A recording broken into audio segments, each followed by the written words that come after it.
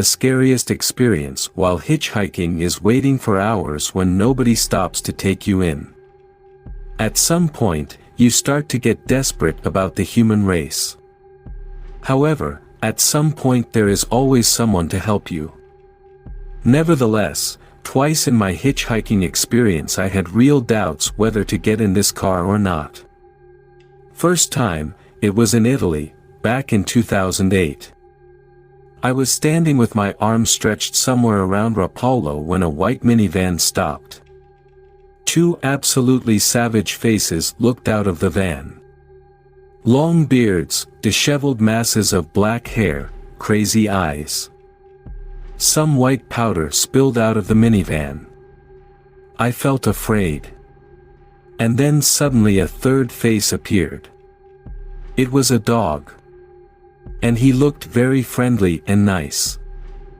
I forgot my doubts and took the ride. The two guys were sculptors and the white powder came from Carrara marble they were working with. They were extremely nice and obliging, and very interesting interlocutors to boot. They took me to Viareggio where I got really stuck, for more than 7 hours. Second time, it was less than 2 weeks ago. I was hitchhiking from Grenoble to Aix-en-Provence in France. It was long and difficult. I got stuck at a gas station near Orange where I tried to find a ride during 3 hours. Finally, there was a group of strange-looking people led by a one-legged man who told me they could take me further on the way to Nice. He was the only one able to speak some English. They told me they came from Bulgaria but they spoke some non-Slavic language, so I presumed they were Bulgarian Roms. It was just one car of 3 or 4 that traveled together. Perhaps I am more prejudiced than I fancied, but they looked very criminal to me. Had I not been absolutely desperate, I would probably not take a ride with them. But I had a couple aged 93 and 94 who were waiting for me in Aix, so I had to take this last chance of getting there before midnight. I did. And I was still saddled with doubts, for the whole... They joked in their language, and those jokes, probably innocent, sounded sinister to me. However, they went into right direction. When approaching the last gas station before Aix-en-Provence, I reminded the chief that it was here that I wanted to get off. He calmly said, "I remember." When the car entered the gas station, I felt incredible gratitude and great shame for having doubted them, for having once again judged the people from their appearance. I said, "Thank you. I am very grateful. You are very nice to me." To which the chief responded in a very mafia voice, "'Tis only today. Tomorrow I am not nice. Those Rom guys really saved me." In few minutes, I found a young guy who was driving to Aix-en-Provence. I arrived at the home of my elderly friends at half before midnight. They waited for me.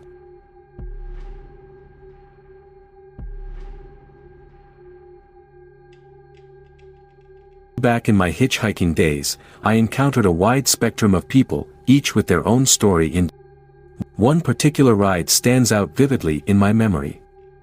It was with a Mennonite man, easily identifiable by his distinctive attire. The simplicity of his dress seemed to reflect a certain humility and perhaps a traditional way of life. Little did I know how drastically the mood of that ride would shift. Having hitched rides from various individuals, I had learned to gauge the vibe early on. There were lonely souls seeking companionship, like the man who once made uncomfortable advances, his hand inching up my leg as we drove. His intentions were painfully obvious, but I managed to politely decline, hoping the ride would end soon. When the Mennonite man began innocuously asking if I might be interested in something more than a ride, I initially brushed it off.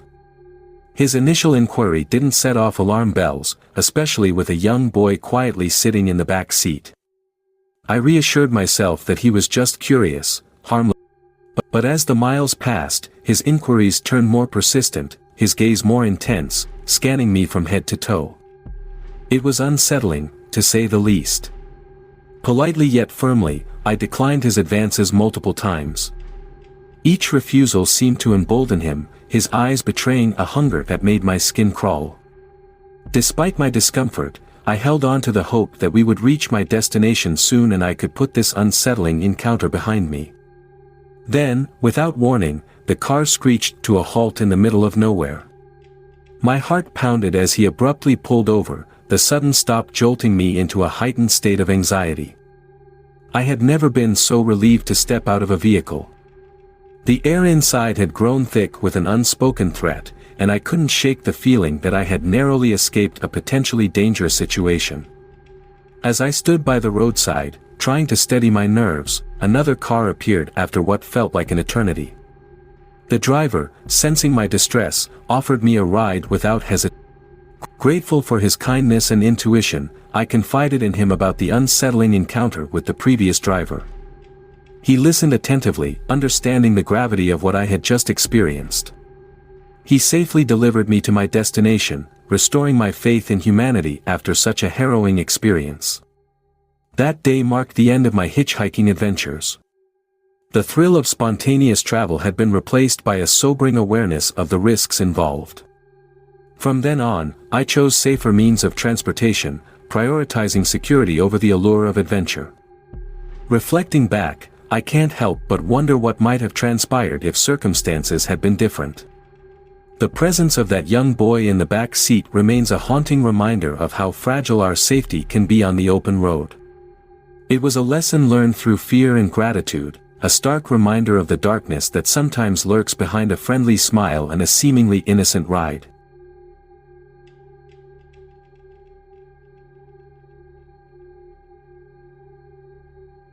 A few years ago, some friends and I rented an Airbnb flat in London for We'd been corresponding with the owner, who had told us that she would meet us in front of the building to give us the keys and show us around.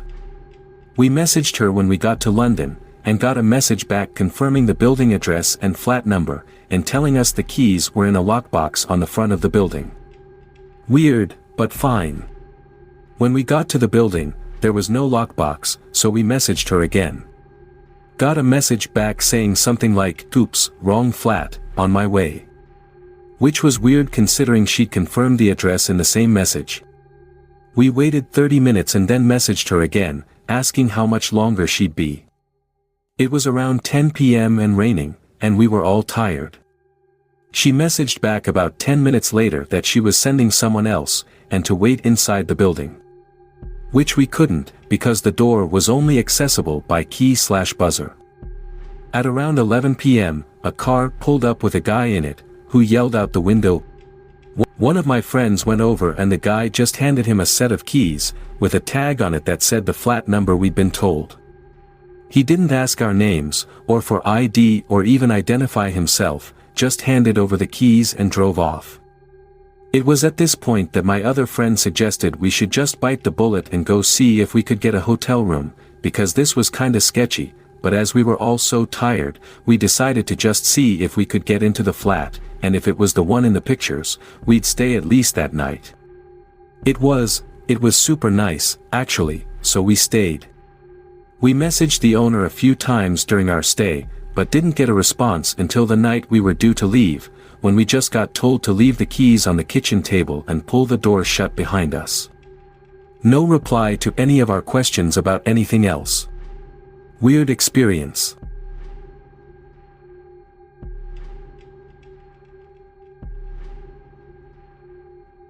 Arriving at an Airbnb in the middle of nowhere, Kansas, late at night was an adventure.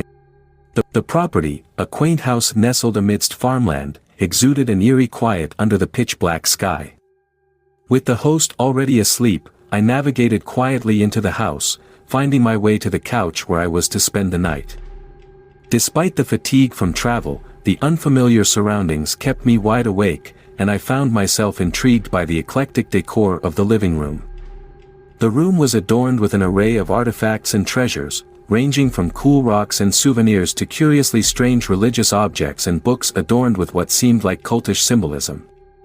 My curiosity piqued, I began to explore further, eventually stumbling upon a tapestry with a word that prompted me to do some late-night Googling. What I discovered sent a shiver down my spine. The word was associated with a religion centered around UFOs, where their Bible categorized hundreds of types of space. Initially unnerved by this revelation, I delved deeper into research, determined to understand more about the beliefs of my unseen host. Through meticulous reading and browsing, I gradually calmed myself, reassured that despite its eccentricities, this was not a sinister cult but rather a deeply unconventional belief system. Adding to the intrigue was a journal left on the coffee table, which I couldn't resist perusing. The entries chronicled the host's own travels, including a notable experience in Peru where she claimed to have witnessed a spaceship up close for the first time. It was all incredibly strange yet oddly fascinating, and eventually, exhaustion caught up with me, allowing me to drift into an uneasy sleep. Morning brought relief as I woke to the aroma of freshly brewed coffee and the friendly presence of my host, who greeted me warmly. Over coffee, she began to share her beliefs, including her perspective on various conspiracy theories such as government control over natural phenomena like tornadoes. Far from being imposing, she was genuinely eager to share her truth, and we engaged in a thought-provoking conversation that lasted well into the morning. Before departing, she loaded me up with materials to further explore her beliefs and even gifted me an Airbnb magazine as a token of hospitality. Reflecting on my stay, I couldn't help but appreciate the uniqueness of the experience. Despite my initial apprehension, the encounter turned out to be one of the most memorable Airbnb stays I've had, rivaled only by the unexpected charm of a gay nudist hostel in Memphis, where the sense of community and openness left a lasting impression.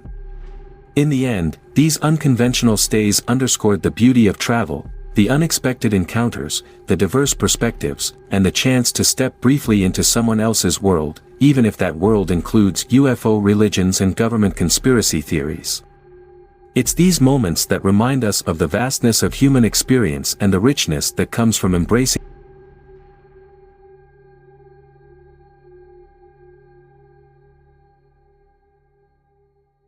I'm not sure if this applies. We almost got the room but bailed out quickly. So, here's my story. My parents and I were on vacation and we were searching for a place to stay. Yes, I am aware it was dumb of us not to make a reservation beforehand, as soon as we got out of the bus. It's normal for people renting rooms there to approach you and ask you if you'd like to rent a room, and soon enough we were approached by this bald guy. That's the only thing I remember about him, the fact that he was bald, and shady, that I didn't have a good feeling about him even though I was only a kid. So he comes towards us and starts talking to my already exhausted dad, who probably wasn't thinking straight at the time, and tells him he has a nice apartment nearby. We agree to go. My dad is carrying our stuff and walking parallel with the guy, and my mom and I are walking behind them.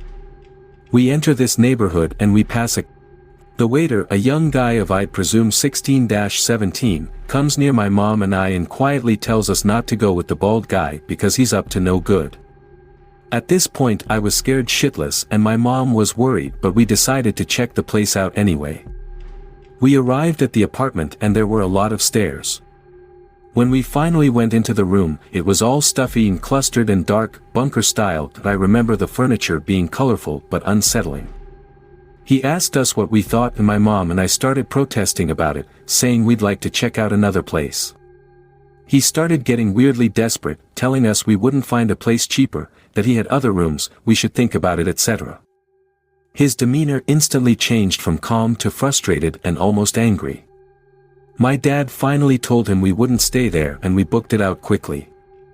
When we passed the cafe again, the waiter said that the guy had criminal ties. Thankfully, which was pretty nice for a 10-day vacation, but God, the claustrophobia and anxiety that overcame me when we stepped into that room is still real years later. I can't help but wonder if something happened there.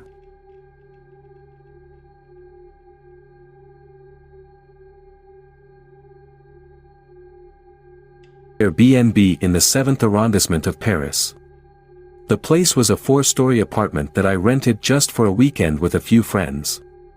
The larger apartment building was maze-like with no windows in the common spaces and had those elevators that look like they are lined with concrete, which was a bit off-putting to start. Despite being 4 stories, the apartment was extremely small and narrow throughout. I stayed on the top floor, which was a converted attic with 2 beds and some basic accommodations. It never felt right being up there. It was dark, had no windows and was just a bit claustrophobic, but I didn't think I'd mind because we weren't going to be spending a lot of time there. First night I ended up sleeping at a French girl's place, which was its own half-regret of a story, but the second and final night I went back to the apartment late with only one other friend from my small group, and he took the only bed on the only small room off the bottom floor. That bottom floor room had a thick door with a hotel lock and was the only way in or out of the apartment that we knew of. I couldn't get comfortable and couldn't fall asleep in that attic, it just didn't feel right. Making things worse, we didn't want to use the hotel lock on the front door because we had some friends that may or may not come back in the middle of the night. We did lock the light deadbolt though. I was tossing and turning all night, spending lots of time staring at the ceiling. I stayed completely still and silent around 4 a.m. when I heard footsteps walking up the final staircase, and the only exit, which led directly to the door of the attic room. The door whispered open, making a disturbingly quiet crescendoing high-pitched squeal. I don't think I would have heard it if I hadn't already been. It was dark, really dark, and I could barely make out the door slowly peeling open, as if someone was trying to sneak in. I stayed laying on my side and kept my eyes locked on the doorway as it continued to open until I called out, thinking it was my friend perhaps trying to mess with me. No response, but the door stopped inching open for a second. I called out again and again, got no response, but now the door swung wide open, slamming against the wall, and I saw a shadow outline of a person, distorted by darkness and barely illuminated only from the doorway behind, which had a window looking out onto the streets of Paris on the wall across from the top steps. The figure started approaching me slowly. It was so dark in there that I couldn't make out exactly what / who was coming silently towards me, but I didn't wait to find out. Went full fight or flight mode and sprang up and out of bed, grabbing a nearby heavy lamp to use as a blunt weapon. My eyes must have been better adjusted to the dark than my evening guest, and I was able to keep my distance. I occasionally swung the lamp while moving in a skewed clockwise circle around the figure in the narrow claustrophobic attic as it approached me. After what felt like a few minutes but was probably a few seconds, I found myself with a clear path to the doorway in the subsequent staircase, so I threw the lamp at the intruder, breaking it with a shatter, and I flew down all 3 flights of stairs with so much energy I was lucky not to fall and hurt myself. I shook awake my one friend who made it back with me that night and said that crazy shit was going down upstairs. I looked back and the door to the apartment was wide open. I told him that I was fucking leaving right now and calling the cops and that he should join me. He did join me without a second thought.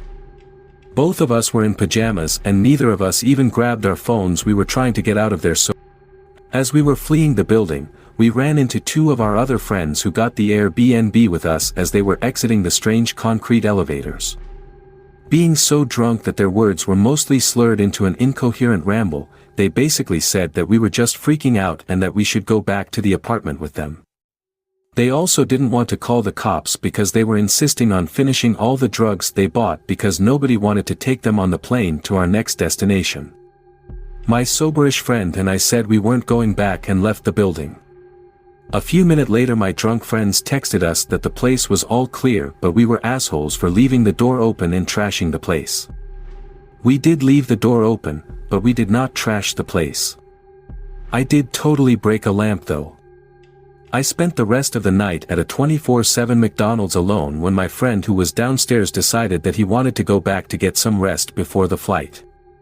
I didn't go back to the Airbnb the next morning until after sunrise. I got my stuff as quickly as I could and got the fuck out of it. To this day nobody believes me, but I am 100% confident that somebody broke into our Airbnb that night. I never ended up calling the police, but I told the Airbnb owner the story and he thought I was just trying to get out of paying the damages on the lamp. I gave the place a 1-star review with simply the comment, "Decent location, decent amenities," but I'm pretty sure someone broke in during the middle of the night and tried to kill me in the attic. None of my friends nor the owner believed me. I got charged extra for breaking a lamp in self-defense. This is not a joke. 1/5 stars, I won't be going back.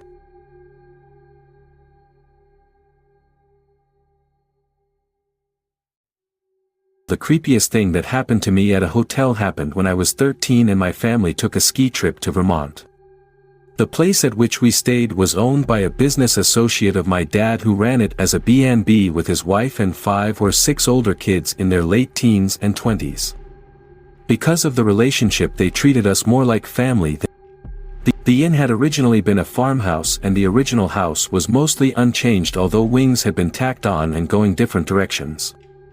The rooms were arranged in little suites. We had our own wing with 3 bedrooms, all with half baths, and then one bathroom we shared with a shower and tub. On the next to last day of our stay, the weather was terrible for skiing, no snow, just a cold rain that left us all feeling we wanted a hot shower or bath. So we left the slopes early and got back around 4, plenty of time for all of us to shower and change and warm up before dinner. Except we couldn't because the bathroom door, the only bathroom in our suite with a shower or tub, was locked in the inside and we could hear the shower running full force. My mother was annoyed by this no end and kept knocking on the door to no avail. Finally we just had to change and clean up as best we could in the sinks in the half baths and down we went. After dinner we gathered with the family in their den and my dad turned to me and said, jokingly, "This would be a good night to hear an old ghost story or two." To which I said, to the woman who owned the place, "Does this place have a ghost?" After a minute's hesitation, one of the sons told us that as a matter of fact they did. His name was Charlie and they called him that because a few years ago while they were building the most recent addition, they unearthed a tombstone with the name and a set of dates on it. Using that information, they discovered that Charlie and his parents died when the valley flooded and the house was underwater. Charlie was only 2. The ghost had a fascination with water and preferred a set of rooms that had belonged to the original house. But he was known to play pranks all over the inn, especially involving water. His favorite trick was to turn the water on in various empty rooms. I remember I tugged on my father's sleeve like a much younger kid, so excited I could barely get the words out. The shower, I managed, the shower's on and no one answered when Mom knocked. As one, we all ran up the steps to where we were staying. We could hear the shower was off but the door was still locked. One of the men, not sure it was my dad, got the door open with a credit card. The room was totally empty. But water ran down the tile walls, the shower was still dripping and clouds of steam billowed out.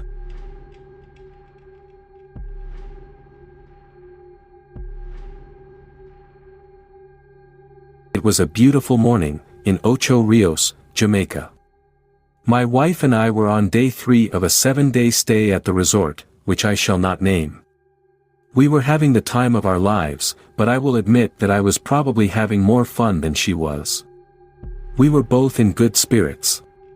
The morning was fresh, the tide was out, perfect for hunting for shells, and the heat and humidity were both at the perfect levels.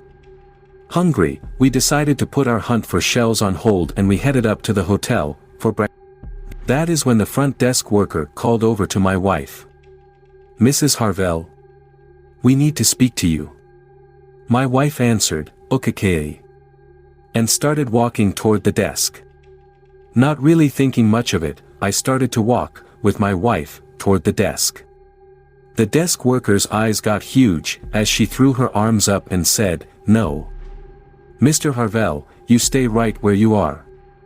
I realized that, suddenly, there were security guards surrounding me. Obviously, I was pretty confused, as my wife started talking with the front desk worker. I could not make out what was being said, but I could not get any closer than I was. The guards were making sure of that. I saw my wife nodding, then shaking her head. There was a roll of the eyes, in a really, sort of way, some uncomfortable chuckling, from my wife. But, the desk worker continued to press her, for some sort of information. And then it all made sense. My wife gestured to the black eye that she had developed some time between that morning and the morning before it. I was being investigated for possibly beating my wife. After a long conversation, we were finally released, the misunderstanding cleared up. We could finally have our breakfast and continue on with our day. What had happened, to give my wife that black eye, was unfortunate, but still kind of funny, even my wife agrees to the humor in the situation. The day before, we had chartered a boat to go fishing. During our 4-hour trip, my wife became violently seasick. She spent 3 hours of the 4-hour trip down in the boat's head, throwing up. At one point, she was leaning over the seat, ready for another round of vomiting. At that exact moment, a very large wave came across the boat, knocking her off balance. She crashed face first into the wall, bruising her eye and her shoulder. It looked like somebody had punched her. It seems that the staff, and a lot of the other vacationers, had noticed the shiner and bruised shoulder and assumed that they were by. After confirming the seasickness with the owners of the charter boat, the injuries were confirmed to have happened due to a rough day on the water, not from an abusive husband. During that period of being detained by security, all I could think was, I'm going to a Jamaican jail.